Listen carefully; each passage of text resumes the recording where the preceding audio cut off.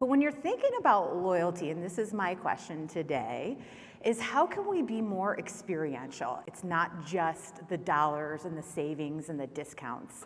It's how can we provide a better experience? And how can we remove friction from the guest experience? And how can we personalize each and every guest experience so it's meaningful for them? I mean, we're at a TEC conference, so the easy answer is TEC, right? Tech. It is a challenge because twofold. So how do you actually connect your data in a way that you fully know and understand the consumers? But on the technology side, you know, some of the things we've done and they're looking at is a customer 360. So we're bringing all of our data together in a way that gives us a holistic view of that consumer.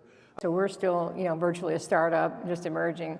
But we also own our own tech stack. Literally from the POS to the app is all in-house built. But in the meantime, from that data that we have, to your point, we own it all. So when I came on board, I found out we weren't really leveraging that data. And so we actually started in the beginning with a pre-customer intercept group to talk to our top rewards users, have some dialogue with them. And what I learned from them was incredibly valuable for my marketing lead especially, Yes. which is doubling down on what brought you to the dance in the first place. We got some feedback because we're a pure, clean, healthy brand, and it matters to the audience. And they started telling me, hey, you're getting a little far away from that. You're doing a lot of indulgent, a lot of fun things, but you need to always keep your core of what the healthy reason is we came to you in the first place, which is why you have 70% retention.